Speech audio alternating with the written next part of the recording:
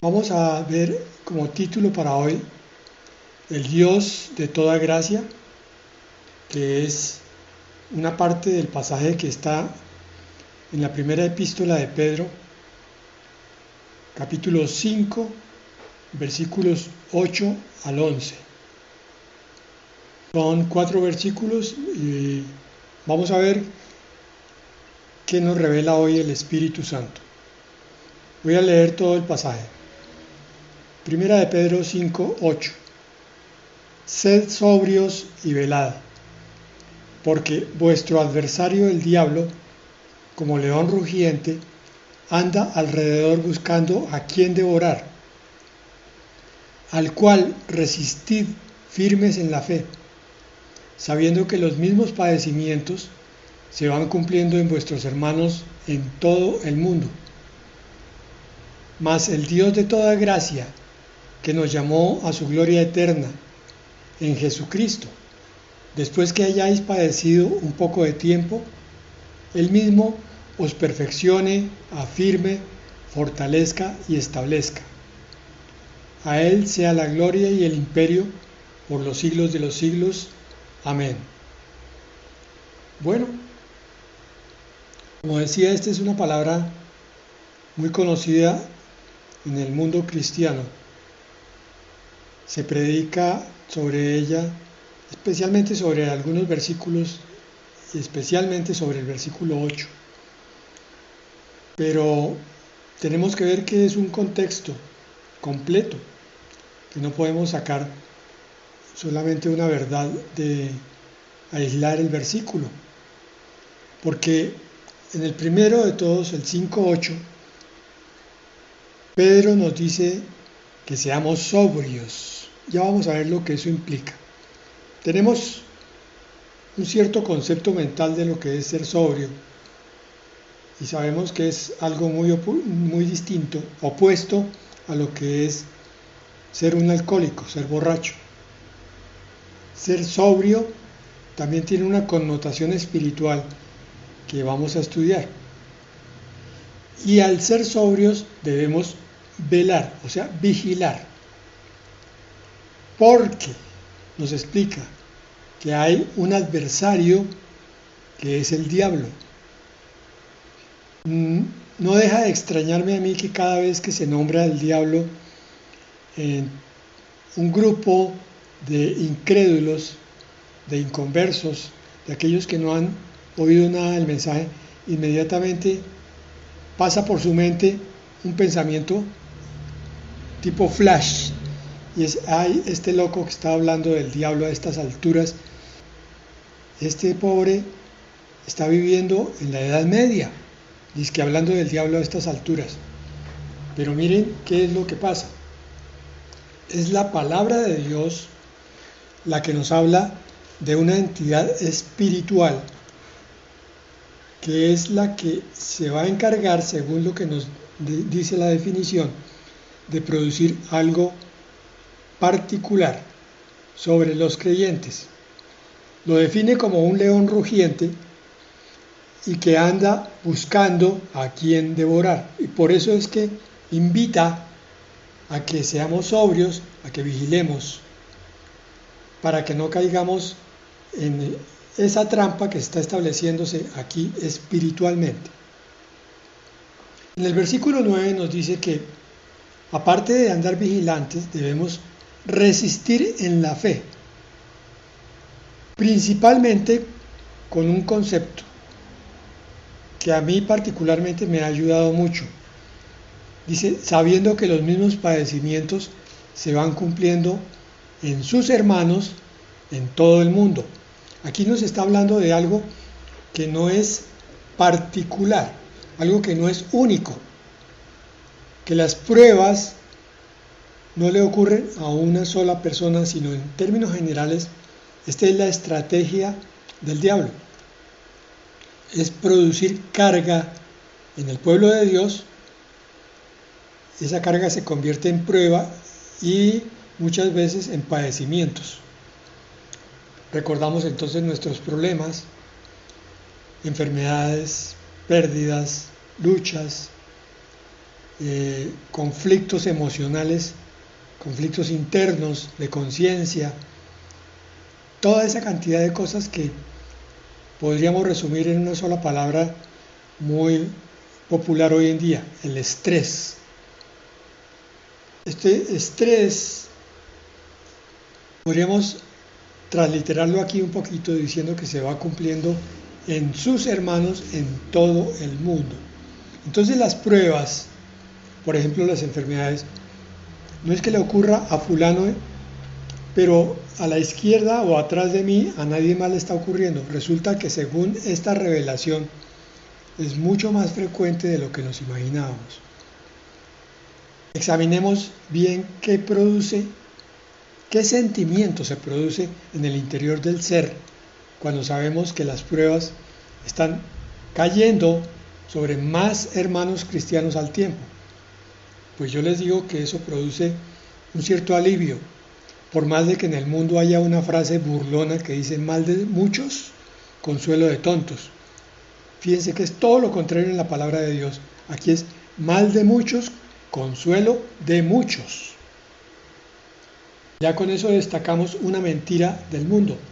Seguramente el diablo se levantó y para tratar de dejar en ridículo esta palabra de Dios, creó ese dicho, ese proverbio profano, de que es un consuelo de tontos cuando pensamos que muchos están sufriendo lo mismo que nosotros. El versículo 10 pareciera dar un giro, pero sabemos que está hablando de lo mismo. Simplemente nos recuerda que debemos retirar de vez en cuando nuestra vista del problema y levantarlo hacia Dios, porque dice, el Dios de toda gracia, que nos llamó, después de haber padecido un poco de tiempo, después de haber tenido el problema un poco de tiempo, entonces Él, el Señor, nos va a perfeccionar, a afirmar, fortalecer y establecer. Por eso, el versículo 11 le da la gloria y el imperio a Dios. Bueno, miremoslo a fondo, entonces. En el versículo 8 nos decía, sed sobrios y velad. Vamos a hacer un pequeño análisis bíblico. Pedro usa aquí un lenguaje de vigilancia, y especialmente en la noche. ¿Por qué? Porque en la vida práctica sabemos que en la noche es cuando se producen los mayores ataques de delincuencia. La luz del día puede dejar en evidencia fácilmente a un delincuente. En cambio, en la noche la oscuridad lo cubre con una especie de manto protector. Y eso es válido también a nivel espiritual. Estamos en un periodo de oscuridad que se va acentuando. Nos estamos acercando cada vez más a la medianoche. La sabiduría popular dice que la oscuridad es más fuerte antes del amanecer. Entonces, la hora de mayor oscuridad debe ser alrededor de la medianoche y hacia las 3 o 4 de la mañana. En esos momentos es cuando se produce la mayoría de ataques de tipo violento, como delincuentes buscando presas, pero también en combates de guerras, porque la mente tiende a estar cansada y va a buscar reposo, y en esas horas es cuando se produce también el sueño más profundo. Por tanto, la sorpresa también es mayor. Entonces, lo que Pedro nos está diciendo es que estos son tiempos en los cuales es necesario que andemos muy vigilantes, muy despiertos, con el sentimiento espiritual aguzado, buscando las eventuales trampas y los problemas ocultos, porque el problema no es solo el pecado visible, es decir, la trampa no va a hacer caer necesariamente en pecado. Yo creo que hay una parte importante de la iglesia espiritual que ya ha aprendido que el Señor fortalece de tal manera el espíritu humano que el pecado se va diluyendo, se va distanciando. Entonces, ¿por qué caen personas que ya tienen una vida espiritual ya prolongada? No es por el pecado, sino por la pérdida de atención espiritual o descuido. Por eso, esta palabra nos exhorta a la sobriedad, que debe ser tanto moral como mental, es decir, tener claridad interior de lo que está ocurriendo afuera. Ser sobrio es no desperdiciar tiempo ni recursos. Está bien de pronto tener una pequeña entretención de 15 minutos, media hora, que digo yo. No le pongamos tiempo.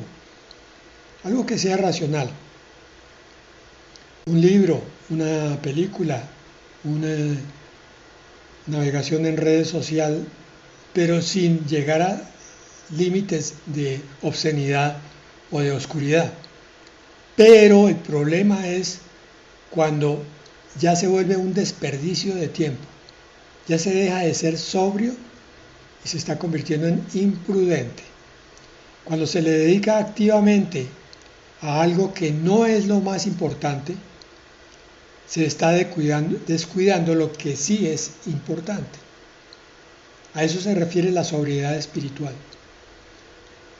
El soldado que está en guerra debe buscar alimentarse, asearse lo más rápido posible y volver a un estado de vigilancia para no caer ante un ataque sorpresivo.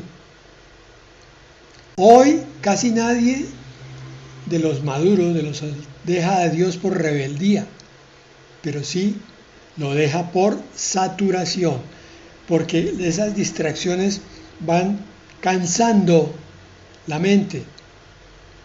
Mire, el estado espiritual, la búsqueda de la presencia de Dios es algo que tiene que ser activo.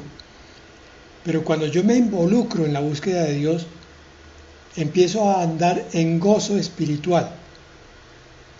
Lo repito de otra manera.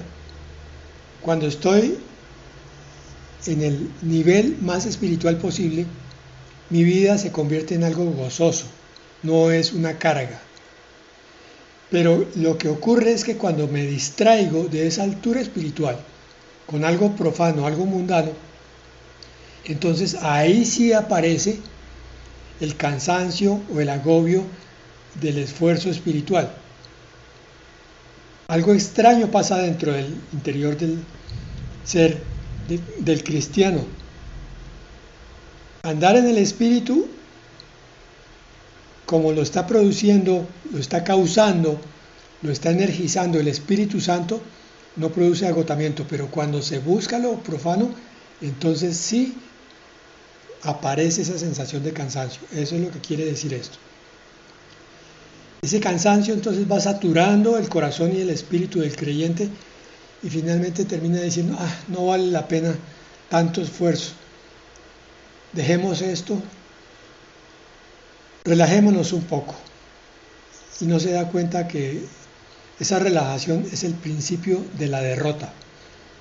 Porque una mente ocupada constantemente en lo profano pierde percepción espiritual. Si yo voy en un globo, andar en las alturas me produce una sensación de deleite indescriptible. Pero cuando bajo a la tierra, volver a pensar en subir, se me puede antojar como un poco cansón, un poco estresante y exigente. Por eso, el cristiano que conoce cómo funciona el mundo espiritual, no deja que su mente se llene de cosas temporales, de cosas profanas, aunque no todo eso es malo, pero cuando tú te dejas llenar, y entonces tu mente ya está sin espacio porque tienes demasiadas cosas mundanas para discernir, la parte espiritual se te aleja, se difumina, pierde su encanto. En conclusión, la caída empieza cuando vives sin notar lo que pasa dentro de ti. Por eso Pedro nos exhortaba a ser vigilantes y sobrios, para hacer un autoexamen continuo. ¿Cómo estoy yo con Dios? En forma práctica, yo puedo tomar en este momento 2 minutos de silencio interior y preguntarme, ¿soy consciente de Dios aquí y ahora? ¿Realmente puedo dar testimonio a alguien que me pregunte ahora si la presencia de Dios es real para mí? Y si no puedo, ¿en qué momento dejé de ser consciente de Dios? ¿En qué momento me empecé a alejar sin darme cuenta? Ahí empezó mi debilidad. En segundo lugar, Pedro nos advertía diciendo, vuestro adversario como león rugiente. El león ruge para desorientar antes de atacar. Casi siempre los leones atacan en manada. Entonces, hay uno que es el cazador, el más especializado en el arte. Los que están en la manada rodean a la presa y empiezan a rugir todos los demás. La presa se siente atemorizada y no sabe de dónde va a venir el ataque y resulta que viene del sitio que menos espera porque el león atacante casi nunca ruge. Pero aquí entonces la figura es, la manada de leones está rugiendo, está lanzando cantidad de amenazas a este mundo en todas las formas habidas y por haber, principalmente como noticias negras, oscuras, con respecto a situación mundial, situación económica, situación de salud, a situación moral, a situaciones conflictivas de los gobiernos, y todo eso se vuelve amenazante por un lado y por otro lado va saturando la mente y el espíritu. Entonces el enemigo primero altera la percepción, principalmente en las emociones o los pensamientos, y luego provoca la caída. Estar demasiado pendiente de las cosas del mundo produce una propensión a pensar como piensa el mundo. Entonces el ataque normalmente comienza así: pensamientos repetitivos. Eso equivale un poco a interpretar todo negativamente y a sentir rechazo donde no lo hay. Todo eso se vuelve un caldo de cultivo que termina generando una ansiedad sin razón concreta.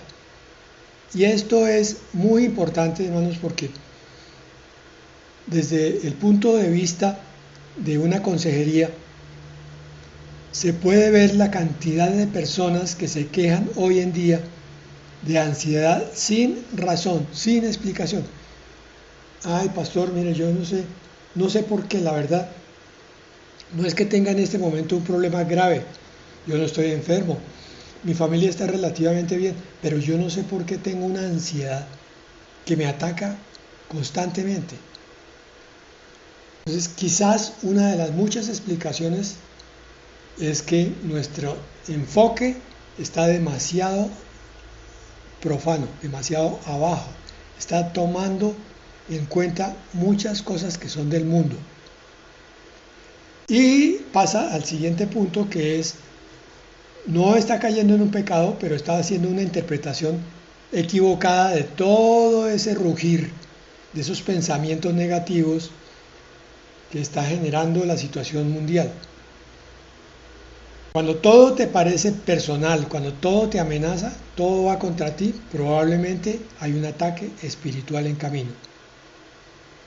Por eso la sugerencia es, cuando una emoción fuerte aparezca en tu vida, cualquier emoción, no respondas inmediatamente, no te dejes llevar por la emoción, no tomes decisiones en emociones, en caliente. La fe muchas veces consiste en retrasar la reacción hasta recuperar la verdad. Si estás en un estado de ansiedad o cualquier otra emoción, depresión, derrota, desánimo,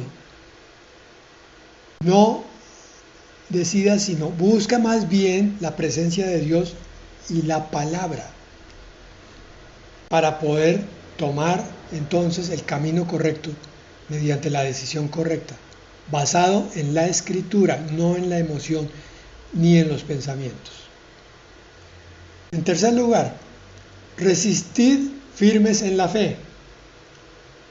Ese resistir es igual a mantenerse en posición. Oigan bien, estoy hablando de lo que es el 80 o el 90% de la guerra espiritual. Resistir es mantenerse en posición. No es atacar al diablo, sino no moverse interiormente. ¿Por qué estoy enfocándome en esto? Porque hay iglesias, pues, considero respetables, pero me parece un poco exagerado. Iglesias que se enfocan en la guerra espiritual como principal ministerio y entonces se la pasan lanzando frases al aire. Ellos dicen que son declaraciones y que es oración. Sí, muchas veces es oración intercesora, pero otras veces es como si quisieran atacar al diablo. Al diablo no se le puede atacar. El diablo es muy poderoso. Es el propio Señor Dios el que lo ata y lo restringe a través de nuestra oración. Pero es reconociendo el poder de Dios, no el poder nuestro. Alguien me dirá, pero es que la iglesia recibió el poder de atar lo que está en la tierra. Sí, pero la iglesia enfocada en la cabeza que es Cristo. Es Cristo el que tiene la boca es la que debe hablar. No estoy diciendo que el cristiano no pueda enfrentar a Satanás en un momento dado y decirle, el Señor te reprenda, pero no es el propósito de la guerra espiritual andar repitiendo para perseguir al diablo. Al diablo no se le puede perseguir, es resistiéndolo. Bíblicamente eso es lo que nos dice la palabra, resistiendo. El enemigo no necesita que hagas algo malo, le basta con que abandones lo correcto. Dejar de orar, por ejemplo, perder la paz, por ejemplo, reaccionar con dureza, por ejemplo, o rendirte emocionalmente. La mayoría de derrotas que Satanás causa en el creyente no son por decisiones malas, son por pequeñas rendiciones internas. La solución, como siempre, es la presencia de Dios en tu vida. Busca primeramente el reino de Dios y su justicia, y todo lo demás se te añadirá. Porque tú terminas cediendo cuando aceptas el pensamiento profano o mundano. Por eso, no discutas con el pensamiento, con ese pensamiento que te está bombardeando, que te está obsesionando. Reemplázalo. Puedes decirte, por ejemplo, ese pensamiento no cambia quién soy yo delante de Dios. Y repite eso. Cuando tú dices eso, te sabes hijo de Dios amado por tu Padre Celestial. Entonces repítelo hasta que la emoción baje, hasta que el malestar, la ansiedad por ese pensamiento obsesivo baje. Esa es la resistencia espiritual real, por lo menos en lo que tiene que ver con el enfrentamiento de la ansiedad. Resistir firmes en la fe. Más adelante, como nos dice que los mismos padecimientos están ocurriendo en todo el mundo. Aquí Pedro nos enseña una gran verdad, y es que él rompe la sensación de ser excepcionales en nuestras luchas. El sufrimiento cristiano es general, no individual. De vez en cuando alguien va a tener una batalla muy particular, pero en términos generales los ataques vienen para todo el pueblo de Dios. Entonces la mentira más debilitante es: nadie sabe lo que yo estoy pasando, nadie pasa lo que yo estoy viviendo. Esa es una mentira proveniente de la oscuridad, porque el aislamiento agranda el dolor. Es decir, esa frase busca un núcleo masoquista. Ah, mire cómo sufro yo, no hay otro en este momento que esté sufriendo más que yo.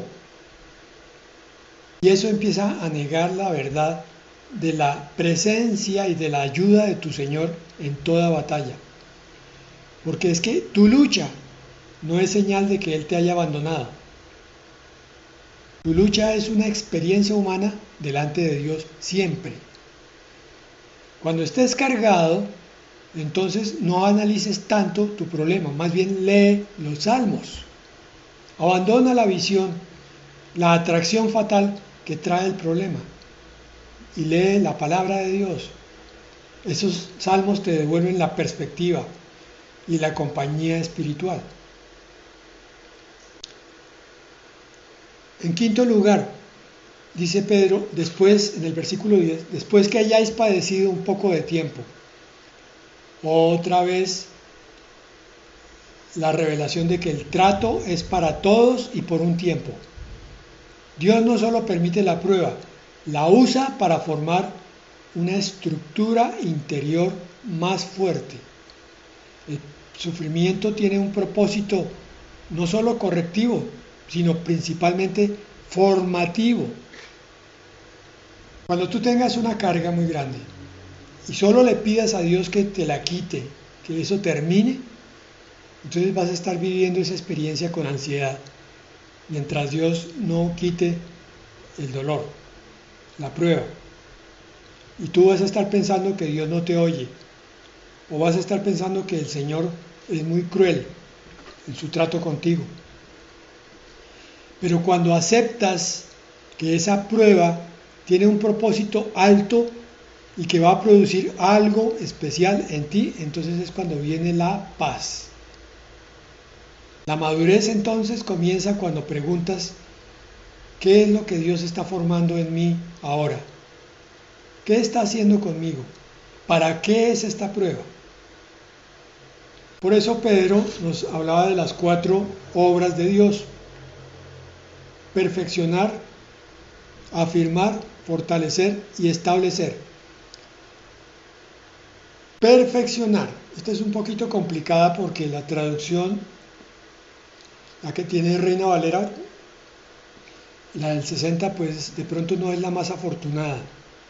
Ya en la Reina Valera del 2015 dice restaurar, y esa sí es muy clara y de acuerdo al idioma original.